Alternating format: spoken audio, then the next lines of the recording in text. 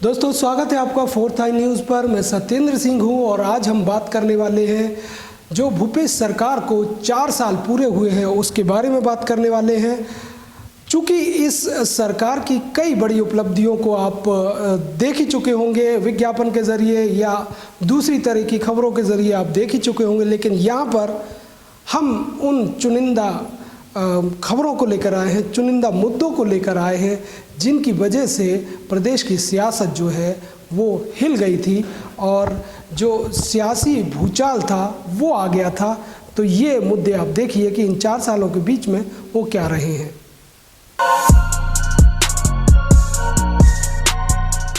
छत्तीसगढ़ सरकार 17 दिसंबर को प्रदेश में अपने 4 साल पूरे होने का जश्न मना रही है। इसी दिन ठीक 4 साल पहले प्रदेश कांग्रेस 15 साल के वनवास को काटकर दोबारा सत्ता में काबिज हुई थी।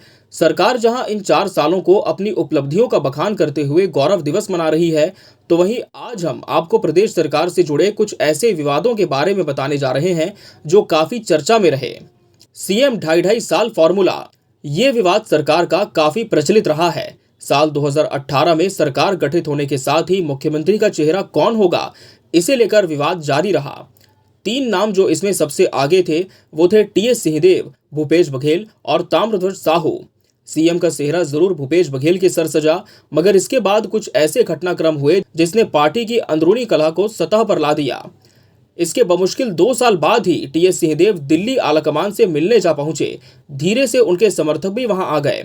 चर्चा का बाजार गर्म हो गया कि सिंहदेव आलाकमान से नाराज होकर वहां पहुंचे हैं, मगर फिर उनके रायपुर लौटने के बाद भी उन्हें कोई अहम जिम्मेदारी मिलती नजर नहीं आई। ये प्रदेश की राजनीति में एक बहुत बड़ा विवाद था। आंदोलनों की बहार।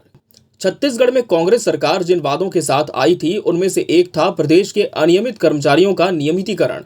नियमितीकरण तो हुआ नहीं, वहीं संविदा, विद्यामितान, अनियमित संघ सहित शिक्षकों की विधवाओं ने आंदोलन छेड़ दिया और सरकार पर वादा खिलाफी का आरोप लगाया। आज भी आप राजधानी रायपुर के बूढ़ा तालाब में इन कर्मचारियों का प्रदर्शन होते देख सकते हैं। नंद कुमार बघेल की गिरफ्तारी। साल 2021 में सीएम भूपेश बघेल के पिता नंद कुमार बघेल को गिरफ्तार किया गया था। उन्हें रायपुर पुलिस ने गिरफ्तार किया। उन पर ब्राह्मण समाज के खिलाफ आपत्तिजनक बयान देने का आरोप लगा। उनके बयान को लेकर उन पर मामला दर्ज किया गया था। गिरफ्तारी के बाद रायपुर पुलिस नंद कुमार बघेल को कोर्ट लेकर पहुंची। यहां मजिस्ट्रेट जनक कुमार हिडको की बेंच में इस मामले की सुनवाई हुई। कोर्ट ने नंद कुमार को 15 दिनों के लिए जेल भेजने का आदेश दिया। सीएम के पिता के विवाद को विपक्ष ने जमकर मुद्दा बनाया। कालीचरण विवाद। साल 2021 के दिसंबर में धर्म सभा का आयोजन किया गया था, जिसमें संपूर्ण भारत के प्रकांड पंडित साधु संतों ने रायपुर में शिरकत की। इस धर्मसभा में कालीचरण महाराज भी आए थे, जिन्होंने धर्मसभा के भरे मंच से साधु संतों की मौजूदगी में राष्ट्रपिता महात्मा गांधी के विषय में कुछ ऐसा कह दिया कि बवाल मच गया।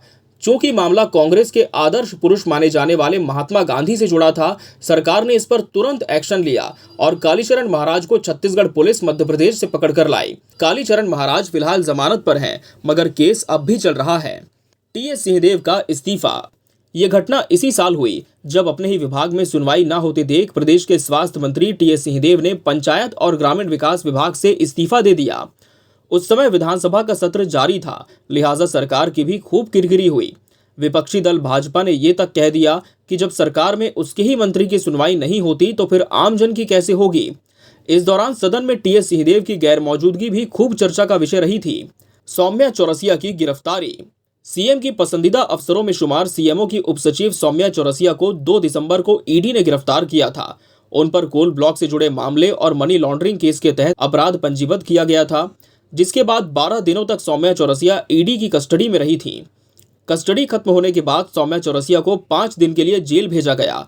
इस समय सौम्या चौरसिया रायपुर की सेंट्रल जेल में बंद हैं।